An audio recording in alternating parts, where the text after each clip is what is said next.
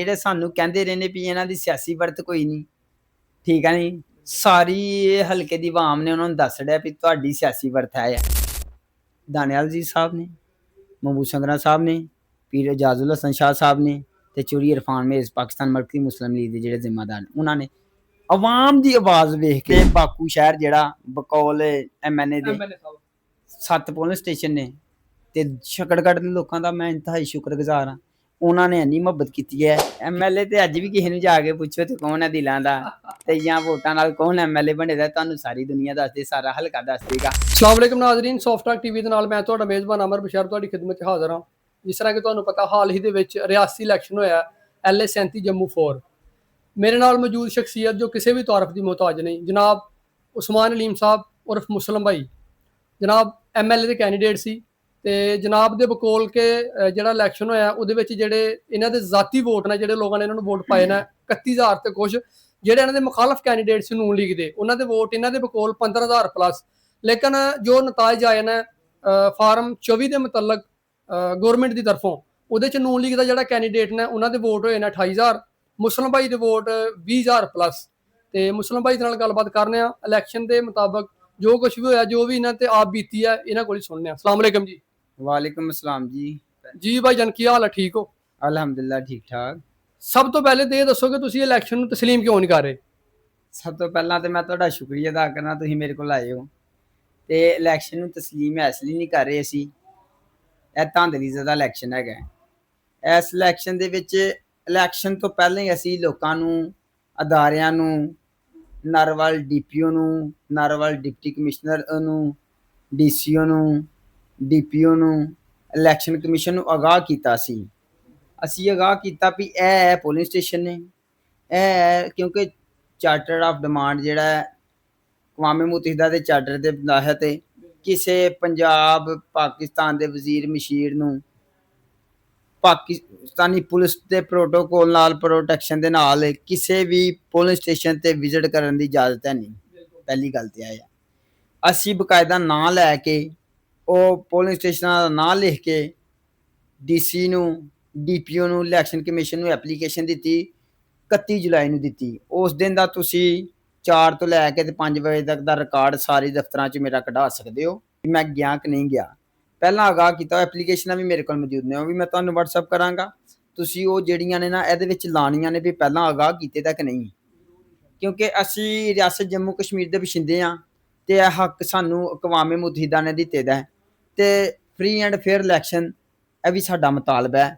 ਤੇ ਜਿੰਨੀ ਦੇਰ ਤੱਕ ਅਸੀਂ ਰਹਿਣਾ ਇਸ ਦੁਨੀਆ ਤੇ, ਨਾ ਸਾਡਾ ਕੋਈ ਪਹਿਚਾਣ ਖਤਮ ਕਰ ਸਕਦਾ, ਨਾ ਹੈ ਜਿਹੜਾ ਹੱਕ ਖਤਮ ਹੀ ਕਰ ਸਕਦਾ, ਬਲਕਿ ਜਿਹੜੀ ਸਾਡੀ ਪਹਿਚਾਣ ਖਤਮ ਕਰਨ ਵਾਲੇ ਲੋਕ ਨੇ ਅਸੀਂ ਉਹਨਾਂ ਨੂੰ ਖਤਮ ਕਰ ਦਿਆਂਗੇ, ਉਹ ਬਲਕਿ ਖਤਮ ਹੋਣਗੇ ਤੁਹਾਡੇ ਸਾਹਮਣੇ।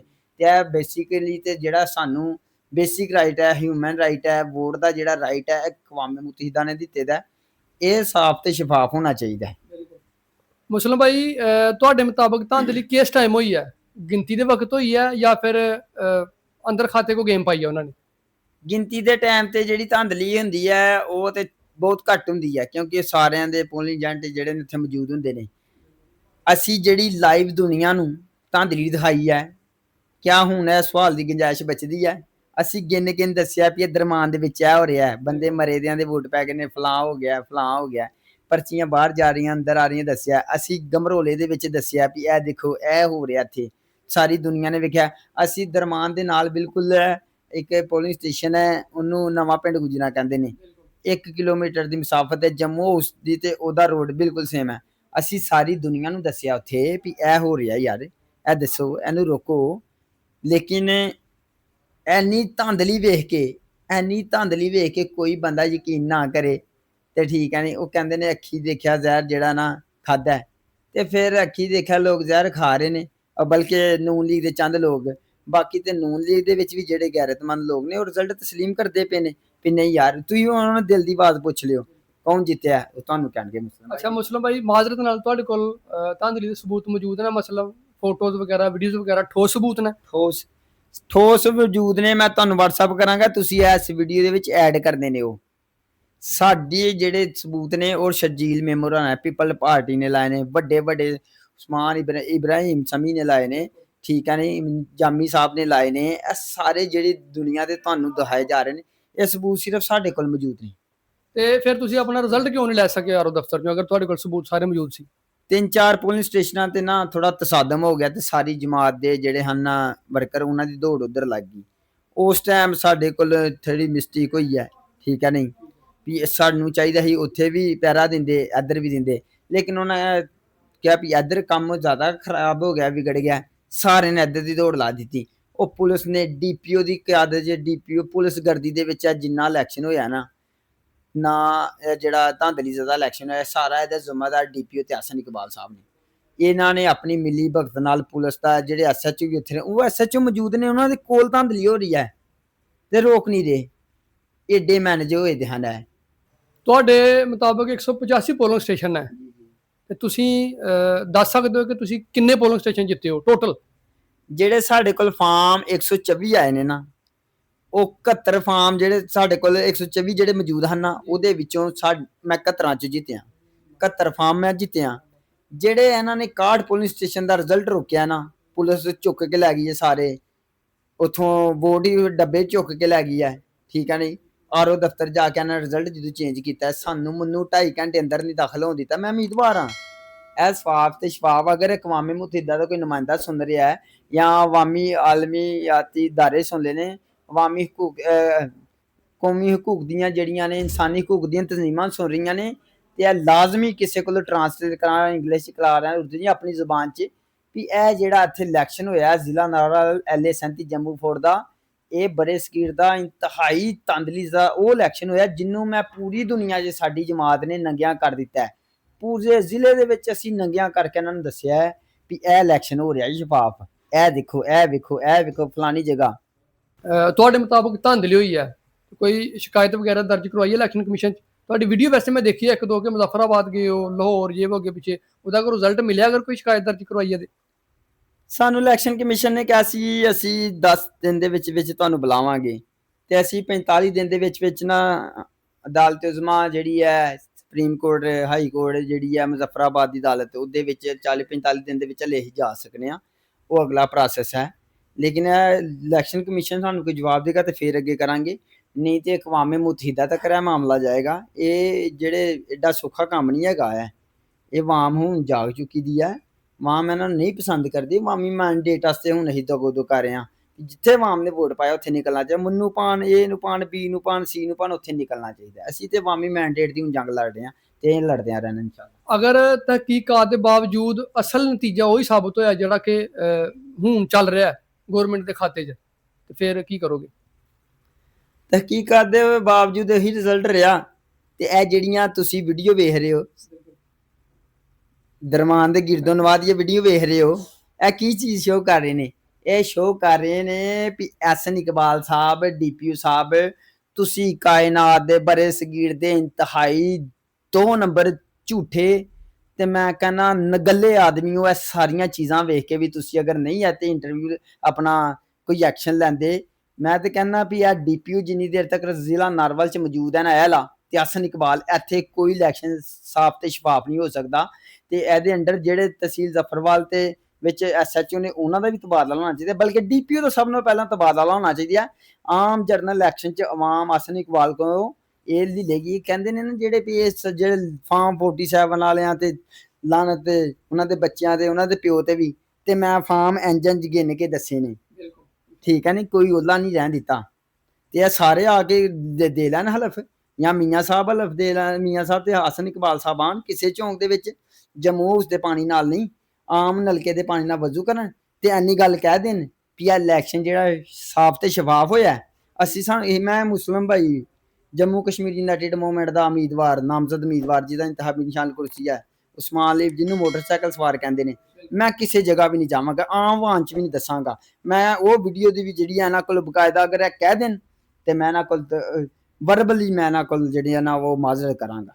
ਵੈਸੇ ਮੁਸਲਮ ਭਾਈ ਆਪਸ ਦੀ ਗੱਲ ਹੈ, ਕੀ ਸੋਚਿਆ ਸੀ ਕਿ MLA ਬਣ ਕੇ ਕੀ ਕਰਨਾ ਸਭ ਤੋਂ ਪਹਿਲੇ ਆਵਾਮ ਵਾਸਤੇ, ਆਪਣੇ ਵਾਸਤੇ?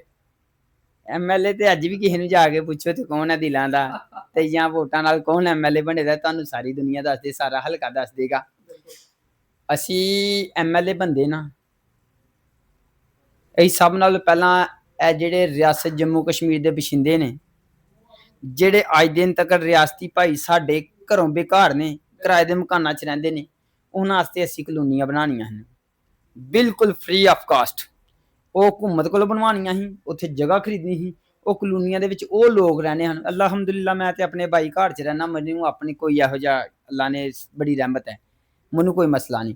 ਲੇਕਿਨ ਮੇਰੇ ਉਹ ਰਿਆਸਤੀ ਭਰਾ ਜਿਹੜੇ 78 ਸਾਲ ਤੋਂ ਕਿਰਾਏ ਦੇ ਮਕਾਨਾਂ 'ਚ ਦਰ-ਬਦਰ ਦੀਆਂ ਠੋਕਰਾਂ ਖਾ ਰਹੇ ਨੇ, ਜਿਨ੍ਹਾਂ ਕੋਲ ਅੱਜ ਤੱਕ ਆਪਣਾ ਜ਼ਾਤੀ ਮਕਾਨ ਨਹੀਂ, ਉਹਨਾਂ ਵਾਸਤੇ ਸਭ ਨਾਲੋਂ ਪਹਿਲਾਂ ਤਗੋਦੋ ਕਰਨੀ।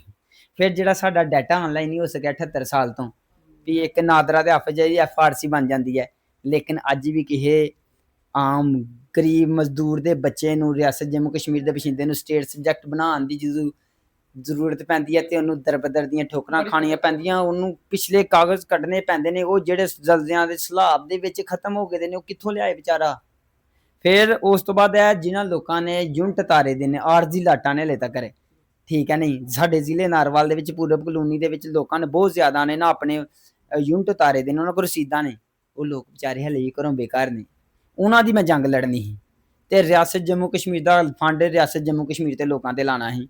ਮੈਂ ਕੋਈ ਆਪਣਾ ਪੈਨਸ਼ਨ ਹਾਊਸ ਨਹੀਂ ਬਣਾਉਣਾ, ਕੋਈ ਕਰਪਸ਼ਨ ਹਾਊਸ ਨਹੀਂ ਬਣਾਉਣਾ, ਕੋਈ ਜਗ੍ਹਾ ਨਹੀਂ ਖਰੀਦਣੀ, ਲੇਕਿਨ ਰਿਆਸਤ ਜੰਮੂ ਕਸ਼ਮੀਰ ਦੇ ਬਸ਼ਿੰਦਿਆਂ ਦੀ ਜੰਗ ਇਸ ਅੰਦਾਜ਼ ਦੀ ਪਾਰਲੀਮੈਂਟ 'ਚ ਲੜਨੀ ਸੀ।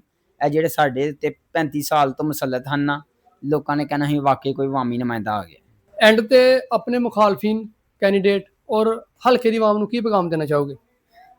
ਮੁਖਾਲਫ ਭਾਈ ਸਮਝਦੇ ਹੀ ਨਹੀਂ, ਸਾਡਾ ਜਿਹੜਾ ਇਲਾਕਾ ਹੈ, ਜਿਹੜੇ ਸਾਨੂੰ ਕਹਿੰਦੇ ਰਹੇ ਨੇ ਵੀ ਇਹਨਾਂ ਦੀ ਸਿਆਸੀ ਵਰਤ ਕੋਈ ਨਹੀਂ, ਠੀਕ ਹੈ ਨਹੀਂ, ਸਾਰੀ ਇਹ ਹਲਕੇ ਦੀ ਆਵਾਮ ਨੇ ਉਹਨਾਂ ਨੂੰ ਦੱਸ ਰਿਹਾ ਵੀ ਤੁਹਾਡੀ ਸਿਆਸੀ ਵਰਤ ਹੈ। ਜਿਸ ਹਲਕੇ 'ਚ ਤੁਸੀਂ ਹੁਣ ਆ ਕੇ ਸ਼ਹਿਰ 'ਚ ਜ਼ਫਰਵਾਲ ਇੰਟਰਵਿਊ ਲੈ ਰਹੇ ਹੋ ਨਾ, ਇੱਥੇ 9 ਪੋਲਿੰਗ ਸਟੇਸ਼ਨ ਨੇ। ਬਿਲਕੁਲ ਜੀ, 9 ਪੋਲਿੰਗ ਸਟੇਸ਼ਨ ਵਿਨ ਕੀਤੇ ਤੁਸੀਂ ਜ਼ਫਰਵਾਲ। ਲੋਕ 90 ਜਿਹੜਾ ਕਰਾਚੀ ਵਾਲਾ ਉਹਦਾ ਤਜ਼ਕਰਾ ਭੁੱਲ ਗਏ ਨੇ ਤੇ ਜ਼ਫਰਵਾਲ ਦਾ ਸ਼ੁਰੂ ਕਰ ਦਿੱਤਾ, ਲੋਕ ਹੈ ਵੀ 90 ਹੈ ਜ਼ਫਰਵਾਲ 'ਚ। ਸ਼ੱਕਰਗੜ੍ਹ ਦੇ ਮੇਰੇ ਖਿਆਲ 7 ਪੋਲਿੰਗ ਸਟੇਸ਼ਨ ਸੀ। ਸ਼ੱਕਰਗੜ੍ਹ ਦੇ ਬਾਕੂ ਸ਼ਹਿਰ ਜਿਹੜਾ ਬਕੌਲ MNA ਦੇ 7 ਪੋਲਿੰਗ ਸਟੇਸ਼ਨ ਨੇ, ਤੇ ਸ਼ੱਕਰਗੜ੍ਹ ਦੇ ਲੋਕਾਂ ਦਾ ਮੈਂ ਇੰਤਹਾਈ ਸ਼ੁਕਰਗੁਜ਼ਾਰ ਹਾਂ। ਉਹਨਾਂ ਨੇ ਇੰਨੀ ਮੁਹੱਬਤ ਕੀਤੀ ਹੈ ਵੀ ਉਹ 7 ਦੇ ਵਿੱਚੋਂ 5 ਮੈਨੂੰ ਜਿਤਾ ਦਿੱਤੇ ਨੇ। ਇਹੀ ਸਾਡੇ ਜਿਹੜੇ ਹਲਕਾ LA-37 ਜੰਮੂ 4 ਦੇ 2 ਵੱਡੇ ਸ਼ਹਿਰ ਹਨ ਜਿਨ੍ਹਾਂ ਦੇ ਵਿੱਚ ਜ਼ਿਆਦਾ ਰਿਆਸਤੀ ਹਨ, ਤੇ ਉਹ ਦੋਹਾਂ ਦੇ ਵਿੱਚੋਂ ਸਾਡੀ ਵਾਜ਼ਿਆ ਬਰਤਰੀ ਹਾਸਲ ਹੈਗੀ ਹੈ ਸਾਨੂੰ। ਤੁਹਾਡੇ ਨਾਲ ਸਾਬਕਾ ਵਫਾਕੀ ਵਜ਼ੀਰ ਦਾਨਿਆਲ ਜੀ ਸਾਹਿਬ, ਮੌਜੂਦਾ MP PP 55 ਮਹਿਮੂਦ ਸੰਗਰਾਨ ਸਾਹਿਬ, ਉਹ ਵੀ ਰਿਜ਼ਲਟ ਵਾਲੇ ਦਿਨ ਕੁਝ ਨਹੀਂ ਕਰ ਸਕੇ। ਉਹ ਨਾ ਤੇ ਪ੍ਰੈਜ਼ਾਈਡਿੰਗ ਅਫੀਸਰ ਸਨ, ਨਾ RO ਦਫ਼ਤਰ ਦੇ ਵਿੱਚ ਉਹਨਾਂ ਦਾ ਹੋਲਡ ਸੀ, ਲੇਕਿਨ ਵੀ ਆਮ ਆਵਾਮ ਸਨ। ਉਹਨਾਂ ਦੇ ਨਾ ਤੇ ਉਹਨਾਂ ਦੇ ਨਾਲ ਇੱਕ ਤੇ ਆਪੋਜੀਸ਼ਨ 'ਚ ਤੇ ਇੱਕ ਸਾਬਕ ਸਨ, ਉਹਨਾਂ ਦੇ ਨਾਲ ਕੋਈ ਸਿਕਿਉਰਿਟੀ, ਕੋਈ ਗੌਰਮੈਂਟ ਦੇ ਬੰਦੇ, ਕੁਛ ਵੀ ਨਹੀਂ। ਉਹ ਆਮ ਜਿਸ ਤਰ੍ਹਾਂ ਲੋਕਾਂ ਨੇ ਸਾਡੇ ਨਾਲ ਮੁਹੱਬਤ ਕੀਤੀ, ਉਹਨਾਂ ਨੇ ਉਹ ਲੋਕਾਂ ਦੀ ਮੁਹੱਬਤ ਵੇਖ ਕੇ ਵੀ ਯਾਰ ਖਲਕੇ ਖੁਦਾ ਦੀ ਇਸ ਟਾਈਮ ਆਵਾਜ਼ ਤੁਸੀਂ ਪੀਜਾ ਸ਼ਾਹ ਸਾਹਿਬ ਦਾ ਵੀ ਨਾਲ ਹੀ ਲਓ, ਉਹਨਾਂ ਦੇ ਨਾਲੋਂ ਵੀ ਸਾਡੇ ਨਾਲ ਦਾਨਿਆਲ ਜੀ ਸਾਹਿਬ ਨੇ, ਮਹਿਮੂਦ ਸੰਗਰਾਨ ਸਾਹਿਬ ਨੇ, ਪੀਰ ਇਜਾਜ਼ੁਲ ਹਸਨ ਸ਼ਾਹ ਸਾਹਿਬ ਨੇ, ਤੇ ਚੌਧਰੀ ਇਰਫਾਨ ਮੇਜ਼ ਪਾਕਿਸਤਾਨ ਮਰਕਜ਼ੀ ਮੁਸਲਿਮ ਲੀਗ ਦੇ ਜਿਹੜੇ ਜ਼ਿੰਮੇਦਾਰ ਨੇ, ਉਹਨਾਂ ਨੇ ਆਵਾਮ ਦੀ ਆਵਾਜ਼ ਵੇਖ ਕੇ, ਮਖਲੂਕੇ ਖੁਦਾ ਦੀ ਆਵਾਜ਼ ਵੇਖ ਕੇ ਸਾਡਾ ਸਾਥ ਦਿੱਤਾ।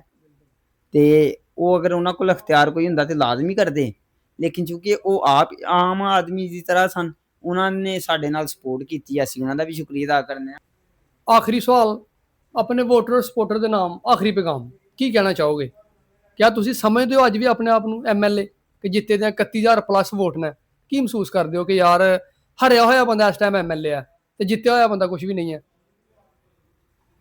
ਇਹ ਤੁਸੀਂ ਆਵਾਮ ਕੋਲ ਸਵਾਲ ਆਵਾਮ ਦਾ ਹੈ। ਆਵਾਮ ਤੁਸੀਂ ਕਿਹਾ ਵੀ ਤੁਸੀਂ ਆਮ ਆਵਾਮ ਨੂੰ ਕੀ ਪੈਗਾਮ ਦੇਣਾ ਚਾਹੁੰਦੇ ਹੋ, ਤੇ ਮੈਂ ਸਰ ਪੂਰੀ ਜ਼ਿੰਦਗੀ ਮੇਰੇ ਤੇ ਅੱਲਾ ਦੀ ਕਰਮ ਨਵਾਜ਼ੀ ਹੈ, ਮੈਂ ਅੱਲਾ ਦਾ ਸ਼ੁਕਰ ਅਦਾ ਕਰਦਾ ਰਹਾਂ, ਪੂਰੀ ਜ਼ਿੰਦਗੀ ਨਹੀਂ ਕਰ ਸਕਦਾ। ਤੇ ਉਸ ਤੋਂ ਬਾਅਦ ਅੱਲਾ ਦੇ ਸ਼ੁਕਰ ਤੋਂ ਬਾਅਦ ਮੈਂ ਇਸ ਆਵਾਮ ਦਾ ਜਿਹੜਾ ਸ਼ੁਕਰੀਆ ਅਦਾ ਨਹੀਂ ਕਰ ਸਕਦਾ। ਇਹਨਾਂ ਨੇ ਇੰਨੀ ਮੁਹੱਬਤ ਮੇਰੇ ਨਾਲ ਕੀਤੀ ਹੈ, ਮੁਹੱਬਤ ਦੀ ਇੰਤਹਾ ਕਰ ਰਹੇ। ਮੈਂ ਪੂਰੀ ਜ਼ਿੰਦਗੀ ਇਸ ਹਲਕੇ LA-37 ਜੰਮੂ 4 ਦੀ ਜਿਹੜੀ ਆਵਾਮ ਹੈ ਇਹਦਾ ਮਕਰੂਜ਼ ਰਹਾਂਗਾ। ਇੰਨੀਆਂ ਮੁਹੱਬਤਾਂ ਮੇਰਾ ਖਿਆਲ ਹੈ ਪੂਰੀ ਜ਼ਿੰਦਗੀ 'ਚ ਨਹੀਂ ਮੈਨੂੰ ਮਿਲੀਆਂ। ਮੈਂ ਇਹਨਾਂ ਨੂੰ, ਮੇਰੇ ਕੋਲ ਅਲਫਾਜ਼ ਹੀ ਨਹੀਂ ਵੀ ਮੈਂ ਇਹਨਾਂ ਦਾ ਸ਼ੁਕਰੀਆ ਅਦਾ ਕਰ ਸਕਾਂ। ਬਹੁਤ ਸ਼ੁਕਰੀਆ ਜੀ। ਸਾਡੇ ਨਾਲ ਮੌਜੂਦ ਸੀ MLA ਦੇ ਕੈਂਡੀਡੇਟ ਉਸਮਾਨ ਅਲੀ ਉਮਰ ਮੁਸਲਮ ਭਾਈ ਸਾਹਿਬ। ਬਹੁਤ ਅੱਛਾ ਲੱਗਾ ਇਹਨਾਂ ਨਾਲ ਗੁਫ਼ਤਗੂ ਕਰਕੇ। ਕਮੈਂਟਾਂ 'ਚ ਲਾਜ਼ਮੀ ਦੱਸਿਓ ਕਿ ਅਸਲ MLA ਕਿਹੜਾ LA-37 ਜੰਮੂ 4 ਦਾ। ਬਹੁਤ ਸ਼ੁਕਰੀਆ ਜੀ, ਥੈਂਕ ਯੂ।